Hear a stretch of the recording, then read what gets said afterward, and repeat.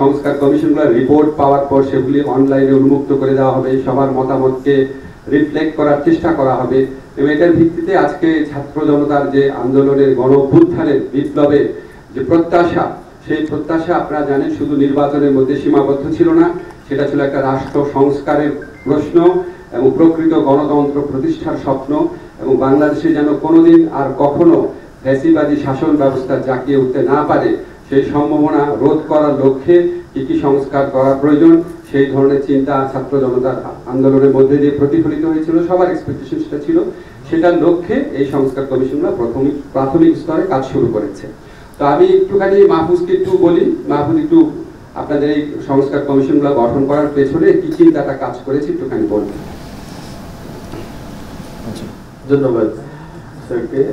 আমাদের সংস্কার কমিশনগুলো গঠন করার পিছনে মূলত কাজ হচ্ছে যেই আমাদের যে উদ্দেশ্য আছে সেটা হচ্ছে বাংলাদেশের মানুষ দীর্ঘ সময় ধরে ফ্যাসিবাদী শাসনের যাতাকলে পৃষ্ঠ ছিল, এখন আসলে একটি গণতান্ত্রিক নির্বাচন প্রক্রিয়ার ভিতর দিয়ে জনগণের সবার অংশগ্রহণের ভিত্তিতে একটি সুষ্ঠু নির্বাচনের বিষয়টি যেমন আছে তেমনই ভাবে এই নির্বাচন অনুষ্ঠানের আগে আসলে জনগণের সবার সমর্থন, গণ অভ্যুত্থানের মধ্য দিয়ে গঠিত সরকারের একটি গুরুত্বপূর্ণ দায়িত্ব আছে, সেটা হচ্ছে যে বাংলাদেশের যে প্রতিষ্ঠানগুলো গত 15 বছর ধ্বংস করে দেওয়া হয়েছে এবং গত 53 বছর অভিজ্ঞতায় আমরা দেখেছি যেগুলো আসলে কাজ করতে পারছে না জনগণের স্বার্থে, জনগণের জন্য, সেগুলোকে ঢেলে সাজানো। ফলত প্রাথমিকভাবে এই 6টি সংস্কার কমিশন গঠিত হয়েছে এবং এই 6টি সংস্কার কমিশন আসলে যেই প্রায়োরিটি বেসিসে কাজ করবে, প্রায়োরিটি যেসব আমাদের যে প্রতিষ্ঠানগুলো আছে, দুর্নীতি বলি, জনপ্রশাসন বলি, পুলিশ বলি, বিচার বিভাগ বলি এবং সংবিধান, বিশেষ করে তো নির্বাচন, ফলত এই জিনিসগুলোকে যদি আমরা গুছিয়ে আনতে পারি, এর পরবর্তীতে আরো অনেকগুলো সংস্কার কমিশনের প্রস্তাবনা আমাদের অলরেডি আছে টেবিলে। তো এই সংস্কার কমিশনগুলো আগামী 3 মাসের ভিতরে স্যার যেভাবে বললেন প্রস্তাবনা সংগ্রহ এবং কনসালটেশন ডায়ালগের ভিতর দিয়ে একটা প্রস্তাবনা উপস্থাপন করবেন গভর্নমেন্টের কাছে, সেটার ভিত্তিতে পরবর্তী পদক্ষেপ নেওয়া হবে। এই সময়টা আসলে আমরা জনগণের সাথে সংলাপের ভিত্তিতে, জনগণের বিভিন্ন স্টেক হোল্ডারদের সাথে সংলাপের ভিত্তিতে আসলে আমরা আমাদের এই কমিশনগুলো কাজ করবে এবং কমিশনগুলো এই ক্ষেত্রে যথেষ্ট পরিমাণ স্বাধীন থাকবে, কোনো রকম পলিটিক্যাল প্রেশার যেন তাদের উপর না থাকে সেই ক্ষেত্রে আমরা ওইখানে আমাদের আলোচনা হয়েছে এবং তাদের কার্য পরিধির বিষয়টিও আলোচিত হয়েছে ওখানে। ফলত আপনারা এটা খুব শীঘ্রই জানতে পারবেন যে কোন কোন ক্ষেত্রগুলোতে ওনারা কাজ করবেন এবং কারা কারা এই কমিটিগুলোর সদস্য হিসেবে আসবেন। ধন্যবাদ। আমরা একটু মজুমদার ভাই থেকে শুনি ওনার অভিজ্ঞতার কথা। ধন্যবাদ। আমার বোধহয় এখানে থাকার কথা নয়, ওনাদেরই সরকারিভাবে এটা ব্রিফ করার কথা এবং আমাকে আমাদের মাননীয় উপদেষ্টা আমার বন্ধু উনি আমন্ত্রণ জানিয়েছেন, তাই আমি এখানে হাজির হয়েছি এবং আমার ধারণা ছিল না বাংলাদেশে এতগুলো ক্যামেরা আছে, তাই আমি একটু অবাকই হয়েছি। তো আমাদের যেটা বলা হয়েছে আমরা একটা কর্তৃত্ববাদী সরকারের অধীন ছিলাম, আমরা বিভিন্নভাবে বঞ্চিত হয়েছি, ভোটাধিকার থেকে শুরু করে বহু ক্ষেত্রে আমাদের বঞ্চনা এবং অতীতটা যেন আবার পুনরাবৃত্তি না ঘটে, এই জন্যেই কতগুলো পরিবর্তন আনতে হবে, কতগুলো সংস্কার করতে হবে। তার জন্য 6টি সংস্কারের জন্য কমিশন গঠন করা হয়েছে, ঘটনা এখনো করা হয়নি, 6 জন ব্যক্তির নাম ঘোষণা করা হয়েছে এবং আমি তার মধ্যে একজন। আজকে যে আলোচনা হয়েছে মূলত আরও কিছু সুস্পষ্ট ধারণা পাওয়া এই কমিশনগুলোর উদ্দেশ্য এবং এই কমিশনগুলোর কার্যক্রম সম্পর্কে এবং কাদেরকে নিয়ে করতে হবে, আমাদের কতদিনের মধ্যে রিপোর্ট দিতে হবে, আমাদের রিপোর্টের মধ্যে কী আশা করছেন ওনারা, আমাদের উপদেষ্টা পরিষদ এবং প্রধান উপদেষ্টা যে গ্রহণ করলেন কী আশা করছেন, এইসব বিষয় নিয়ে আলোচনা হলো। মূলত এগুলো এটা ইনফরমেশন, আমরা কিছু তথ্য জানলাম এই তাদের ধারণা সম্পর্কে, উদ্দেশ্য সম্পর্কে এবং কীভাবে আমরা কার্যক্রম করবো, সেগুলো কীভাবে ঠেলে সাজানো হবে, এই বিষয়গুলোই মূলত আলোচনা হয়েছে। অনেক ধন্যবাদ। আপনাকে ধন্যবাদ। আপনারা যে মব জাস্টিসের ঘটনা দেখেছেন, বিশেষ করে ঢাকা বিশ্ববিদ্যালয়ে যে ঘটনা ঘটেছে, সেটা আমাদের সবাইকে মর্মাহত করেছে, সেটা আমাদেরকে মানে খুবই কষ্ট দিয়েছে। আমরা ইতিমধ্যে ব্যবস্থা নিয়েছি, ইতিমধ্যে 3 জনকে গ্রেফতার করা হয়েছে এবং আমরা এই ধরনের ঘটনা এড়ানোর জন্য যত রকম পদক্ষেপ নেওয়া প্রয়োজন তত রকম পদক্ষেপ নেব। আমরা বাংলাদেশে ক্লিয়ারলি বলতে চাই, এখানে কোনো রকম মব জাস্টিস, কোনো রকম আইন নিজের হাতে তুলে নেওয়া, গণপিটুনি দেওয়া, এগুলি কোনোভাবেই একসেপ্ট করা হবে না। বিচার বহির্ভূত হত্যাকাণ্ড কোনোভাবেই একসেপ্ট করা হবে না। এগুলি যদি ঘটে, আপনাদের একটা জিনিস নিশ্চিত করতে পারি, আমাদের সরকার তাৎক্ষণিকভাবে ব্যবস্থা নেবে, আইনের মাধ্যমে উপযুক্ত শাস্তির তদন্ত এবং বিচার সাপেক্ষে উপযুক্ত শাস্তির ব্যবস্থা করা হবে।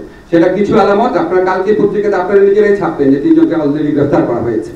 ধন্যবাদ। আমরা আসলে কমিশন এবং সংস্কার ভাববো না, এসব প্রসঙ্গে মানে যদি প্রশ্ন পাই মোর কমফোর্টেবল হবে, মোর ফোকাসড হবে। তবু আপনি যদি প্রশ্ন করেছেন, আমাদের সাথে ভারতের এক্সট্রাডিশন ট্রিটি আছে।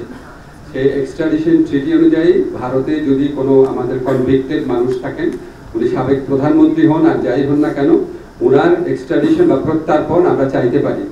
আমরা খুব দ্রুত আইন মন্ত্রণালয়ের মাধ্যমে আপনাদের জানাবো যে আমাদের এই ছাত্র জনতার বিপ্লবকালে যেই গণহত্যা ঘটেছে, যে মানবতা বিরোধী অপরাধ ঘটেছে, সেটার বিচারের লক্ষ্যে আমরা কিছু পদক্ষেপ ইতিমধ্যে গ্রহণ করেছি, দৃশ্যমান কিছু অগ্রগতি হয়েছে, সেগুলি আপনাদের জানাবো। এখনই জানিয়ে দিচ্ছি, আমাদের ইনভেস্টিগেশন যে টিম আছে সেটা গঠিত হয়ে গেছে, প্রসিকিউশন টিম গঠিত হয়ে গেছে, আদালত পুনর্গঠনের চিন্তা চলছে।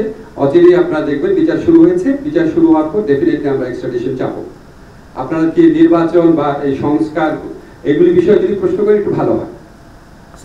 কিভাবে ভিড় হবে যদি আমি বলে দিই, তাহলে তো কনসালটেশনের প্রয়োজন পড়ে না। ইনফ্যাক্ট এই কমিশনটা গঠন করা হয়েছে, তারা সকল সম্ভাবনা পর্যালোচনা করে দেখবে। যেমন আপনি বলেছেন কনস্টিটিউয়েন্ট অ্যাসেম্বলি ইলেকশন হতে পারে, কনস্টিটিউয়েন্ট অ্যাসেম্বলি একটা সংবিধান তৈরি করতে পারে, গ্রহণ করতে পারে, আবার রাজনৈতিক দলগুলোর সমঝোতার ভিত্তিতে কোনো সংবিধান প্রণয়নের কাজ চলতে পারে। কি হবে এই ডিসিশন আমরা নেব না, এই ডিসিশন নেবে বাংলাদেশের জনগণ এবং জনগণের পক্ষ থেকে কাজ করার জন্য এই কমিশন করা হয়েছে।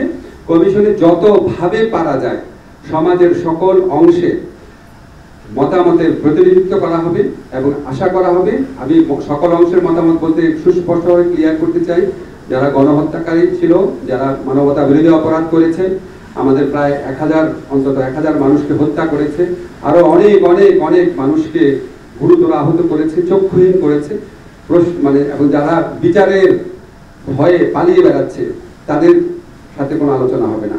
তাদের বাদে সমাজে যত প্রতিনিধিত্বকারী শ্রেণী আছে, রাজনৈতিক দল আছে, তারপর আপনার সামাজিক সংগঠন, পেশাজীবী সংগঠন, ছাত্র সংগঠন, আমাদের এই বিপ্লবী অভ্যুত্থানে যারা ছিলেন, প্রত্যেকটা সেক্টরের সাথে যতভাবে পারা যায় মতামত প্রতিফলিত করা হবে এবং এই কাজটা ঠিক কিভাবে হবে সেটাও আমরা ডিকটেট করতে চাই না, একটা কমিশনের মাধ্যমে ঠিক করা হবে। আপনি খুব ভালো প্রশ্ন করেছেন। অনেক ধরনের সংস্কার কমিশন হয়েছে, বিশেষ করে আপনি আকবর আলী খানের রেগুলেটরি কমিশনের কথা বলেছেন, খুবই থরো কাজ ছিল। এখন আমরা যখন কাজ শুরু করব, আমরা এই কমিশনগুলোর উপর জনগণের মালিকানা প্রতিষ্ঠা করার জন্য জনগণের সকল সেকশনের সাথে আলাপ করব, প্লাস আপনাকে বলেছি রাজনৈতিক দলগুলোর সাথে আলাপ করব। ওই কমিশনগুলো ঠিক ওইভাবে আলাপ করে নাই। আমরা একটা জনগণের মালিকানা প্রতিষ্ঠা করতে চাই, যাতে পরবর্তীকালে সুষ্ঠু নির্বাচনের মাধ্যমে যে সরকার আসবে সেও এটার মধ্যে এক ধরনের মালিকানা অনুভব করে এবং এটা কন্টিনিউ করে। বাস্তবায়ন, আপনি সত্যি খুব ভালো প্রশ্ন করেছেন। বাস্তবায়ন তো অনেক বড় চ্যালেঞ্জ, একটা ডকুমেন্ট প্রডিউস করা হচ্ছে, বাস্তবায়ন অনেক বড় চ্যালেঞ্জ। এই চ্যালেঞ্জটা মোকাবেলায় সবাইকে সহযাত্রী করার জন্যই আমরা এই কনসালটেশন প্রসেসটা শুরু করব। এবং আপনাকে আরেকটা কথা বলতে চাই, যে সমস্ত কমিশনের রিপোর্ট আছে সেগুলি অবশ্যই আমরা বিবেচনায় নিব। ভালো প্রশ্ন। প্রক্রিয়াগত কারণে প্রক্রিয়া সৃষ্টি করার মাধ্যমে ব্যক্তির দায়বদ্ধতা বৃদ্ধি, স্বচ্ছতা বৃদ্ধি বা আপনার আরো বেশি দায়িত্বশীল করার অনেক স্কোপ আছে, এটা আপনার সাথে আমরা এগ্রি করছি।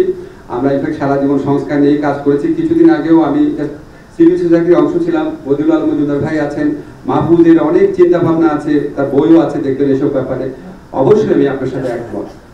প্রক্রিয়া অবশ্যই আমরা যতটুকু প্রক্রিয়ার মাধ্যমে নিশ্চিত করা যায় সেটা আমরা করব, বাট এটার সাথে সাথে ব্যক্তিরাও ইম্পর্টেন্ট মনে করি। আজকে আমরা সাংবাদিক সম্মেলন শেষ করি।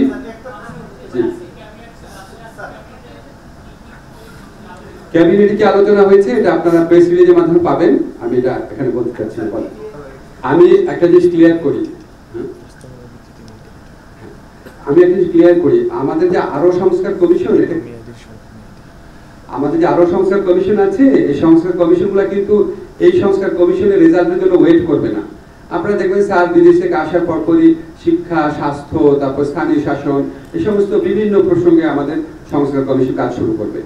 আর সংস্কার কমিশনের প্রস্তাবের ভিত্তিতে কিছু কিছু প্রস্তাব থাকবে আমরা তাৎক্ষণিকভাবে করতে পারবো, কিছু কিছু প্রস্তাব থাকবে মধ্যমেয়াদী, কিছু কিছু থাকবে দীর্ঘমেয়াদী, কিছু কিছু হয়তো প্রস্তাব থাকবে হয়তো যেটা আগামীতে নির্বাচনে বিজয়ী সরকারের জন্য থাকবে। আমরা আসলে প্রস্তাবটা না পাওয়া পর্যন্ত কিছু বুঝতে পারছি না, তবে মানে কিছু বুঝতে পারছি না মানে ক্লিয়ারলি আপনাকে বলতে পারছি না ঠিক কোনটা কতদিন হবে, কারণ আমি তো জানি না এখানে কি সুপারিশে আসছে।